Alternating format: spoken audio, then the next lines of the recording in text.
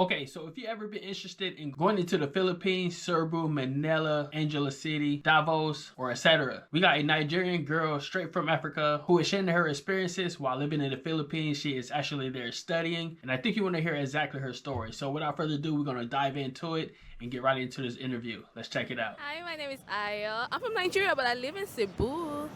For how long have you been in the Philippines? Give or take, I'd say 3 to 4 years, because sometimes I travel back to my country and back. How did you know about the Philippines, or how did you know about Cebu? You know, we used to watch their movies growing up to try to fit into the popular girls community. You know, yeah. Growing up, like if you don't watch Filipino dramas, you're like the outcast. So when people are talking about it in class, so you have something to talk about. So I knew about the Philippines from a very young age, but I did not expect to come to the Philippines to study. You know, my dad just said, "Hey, you want to go to the Philippines to study?" And I was like, "Do I have a choice?" And it's like, "Nah." So I came here. I mean, you're talking about the Filipino drama, right? Like the movies and, or I think it's telenovelas or teleseries, something like that. Was it like in English or in Tagalog? Oh, it was dubbed. It was like they were speaking Tagalog, but we could hear it in English. It was dubbed. You can't get a sub. To get a sub, I think it's more expensive than the dub. I didn't grow up rich. Yeah, we can only afford the dub in a lot of cities. Okay. And how different is the Nigerian education compared to the Philippines education? Well, I want to say it's so different, but at the same time, it's not so different. The only difference I can see is that the teachers here, because I schooled in a private university, Sana all. and the private universities, the teachers actually put in efforts to get to know their students personally.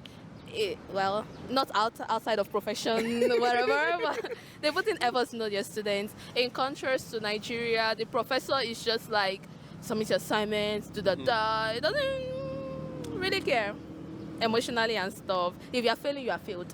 But here, if you're like failing, the teacher will ask if is everything okay and stuff like that. It's also more expensive to study in Nigeria than to study here, and that depends on your course. For me, I'm studying medicine, so medicine in a private university in Nigeria. Wow, I'll like sell my kidney or something, you know.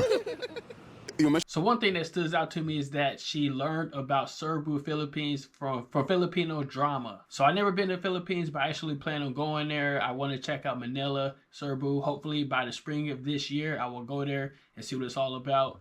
So for me, the way I learned about Philippines is just from Filipino friends, from celebrities like Manny Pacquiao, of course, TV shows and movies, pretty much just like how she did. And her father advised her to go to Philippines to study. So she's there studying abroad and she's just not there living, and it's just not like a lifestyle for her. Well, it is a lifestyle. She's a student there. So it seems like it's going well for her. She's got a great personality. She's happy. She's very bubbly.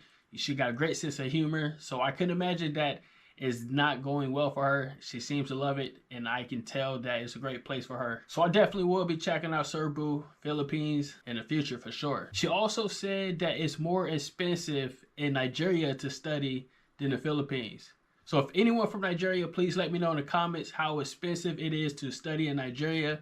I want to go there too. I've never been in Nigeria, but I'm kind of curious about that. So let me know how expensive it is in Nigeria to study. She's studying medicine, so I could imagine it's expensive anywhere when you study medicine and law and those type of things like that. But without further ado, let's get back in the video. about the, I mean, teleseries, but how did you end up in Cebu and not in Manila? Yeah. Do you know the funny thing? I had never heard of Cebu until I started processing my admission here. So I only know about Philippines, Manila. I don't know why I thought that way, but yeah. So basically, my dad was very worried about racism. And he said he didn't want his little daughter to go and face racism and everything, because he is well traveled, so he knows how it is, and he was very worried. So he asked around here, because I have a family member here. Oh, yeah. Yeah, she stays in, I try to remember the name. I cannot. It's far. It's in Manila, but it's like just outside Manila. I think Batangas. Valenzuela Oh no. or Batangas? Yeah, Batangas. It's Batangas outside of Manila. Yeah, it's Yes, it's Batangas.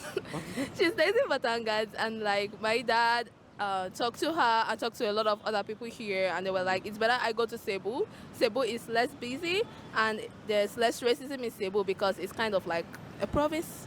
area. So that's how I came here. Oh, okay. I mean, you have mentioned about racism, so let me ask you, like, for you as a foreigner and as an African, as a black lady, how would you see racism in the Philippines? Like, have you ever been in a situation that you encountered that? Yes, I have microaggression and just full blatant racism. I have experienced it, but I won't say I've experienced it all because I'm still alive. So I have experience in Cebu. I have also experienced in Manila. I've not been in Manila for a long time, but it's crazy out here. Okay, okay.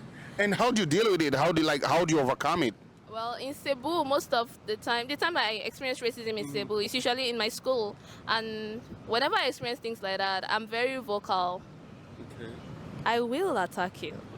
Either it's microaggression or it's full blatant racism. If anything goes wrong, I will attack you. I mean, I have a position in school. So as a student president, it's expected of me to not just stay quiet when things are going on. And sometimes it's just basically ignorance. So when I see the racism is coming from a point of ignorance, I try to educate them. Oh, this is not done this way, this is not done that way. But when I see you are old enough to know. You know what you are doing. And I will let you know that I know. And I will do my own too. Okay, okay. And I mean, she's just like expressing herself, and definitely it's what you went through. But I mean, let me ask you this: like you mentioned that the course here is cheaper comparing to Nigeria. What about you that live in Cebu? You said okay, Cebu it's not as busy as Manila, but how safe is Cebu for you or for a foreigner? It's safe. It's not very safe, but like it's safe. You know, if I say it's safe now, I can go and jinx it and somebody from nowhere will come and do something. It's safe enough for me because I saw like a list of countries in Southeast Asia and their crime rates on Facebook. Yeah, we're on Facebook these days, okay? So I saw it and I saw Manila was ranked, I think 2, and Cebu was somewhere number 5 or 6. So it's safe enough because, actually where I stay, of course there are always going to be crime, whatever going on and all that, but I think Cebu is safe enough because at least we have 24 hours restaurants almost everywhere. Yeah, so everywhere is bright and people are walking. Cebu never sleeps. People are literally walking everywhere, so you can just scream, ah! Scream, guys. It works. Okay. And let me ask you, like, how did you adjust yourself to the Filipino education? Was it hard or easier for you? It was hard. It was hard because when I first came in, I did not fully grasp the situation. So when I came in, because my school is a private university and they have a special foreigners program. So when I came in, I got into the special foreigners program for my pre-med. They all spoke English there. The teachers were so nice, they spoke English because we're all foreigners in the class, of course. Everybody speaks English in the class and maybe occasionally your own personal language. Okay, then I graduated from my pre-med and I got into medicine. I was in a class mixed with Filipinos, mostly Filipinos than foreigners, and it was so difficult. You know, every time in the group chat I have to text, please can you guys speak in English to pass along this announcement, this information? Wala ko kasabot! But like, all I had to do was make friends, yeah, my bakada, you know. Whenever you're in somewhere like that, you shouldn't like stay alone or stay in a bakada that is just full of foreigners like yourself. How else are you gonna get past questions? You know, like. And how is your Bisaya or Tagalog so far?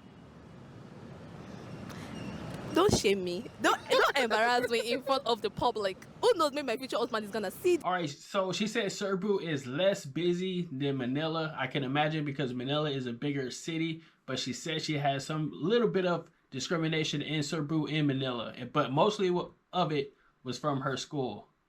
That tends to happen most of the times because a lot of kids are just ignorant. They just never seen this type of people before. So I can see how that is happening more at school than just on the streets. But again, you can tell that she loves where she at. She got a great personality. She haven't talked too much bad about the place. So how bad could it be? If you have been to Cebu or Manila or any other place in the Philippines, let me know. I plan to go there and I want to check it out. Never been there before. So I want to hear from you guys. Oh, and if you want to see more of this interview, please check out the YouTube channel, Calvin Castillo. All right, guys, this is Real Travel Speaks. Peace. Check you guys next time. Embrace the journey.